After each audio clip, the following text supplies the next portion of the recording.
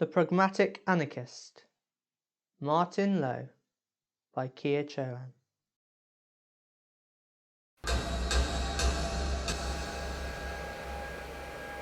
To be specific, I describe myself as a pragmatic anarchist and anarcho-pacifist. And what I mean by a pragmatic anarchist is, I have an anarchist philosophy, but I look at the world and think, real world solutions for real world problems. I don't start from the ideology, I start from looking at the problems and how to work them out based upon what can be done as long as it's consistent with ends and means. Or rather, I'd like to put them into a pamphlet, but that's my starting point. As I say, very much the pragmatist, because you can't deal with a lot of issues unless you know how the world works. And also the experiences I've had, particularly working in libraries and other places, I've met people from every walk of life and every philosophy, and kind of absorbed their ideas in order to be able to look at what can be done and what is possible to be done with the kind of society we live in. It's, how does it work? There's a lot of other ways we can do things.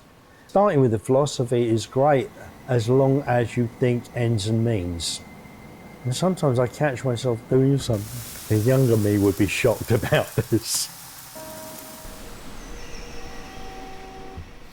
I mean, one of the things I do, now this would really shock a lot of people, I buy the Railway magazine every month. Not because I've got a particular interest in it, but because it does reports about rail services and what they do, because they're the company that takes the nuclear waste from the various reactors up to Sellafield. So we'll build up a picture of what is moving at the moment from the different reactors, and it also has stories about new engines and good as background for campaigning. But, train spotter? No. You've got to do these things in order to do the campaigning. I think I just got more tolerant over the years. I can see how things work, and I don't go and do a big theatrical number. Why? There are things which drive me gaga, which is what I campaign about. Absolutely doolally, pavement parking being one of them, because it's so dangerous.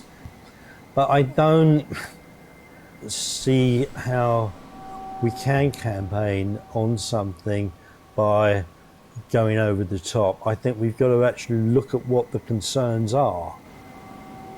A good example being, people go, and this is particularly in the countryside, oh, those wind turbines are ugly. We've got to have nuclear power for jobs. So I've looked at those, examined those, and turned those on their heads, so I can say, well, actually, there's more jobs in building wind turbines, and you're right about them in the countryside. We need the vertical wind turbines where the energy is used in the towns. So it's turning it around and using it in a different way. I think I'm slightly better at doing these things than I used to be while younger. I just, sometimes these arguments, I just can't be bothered,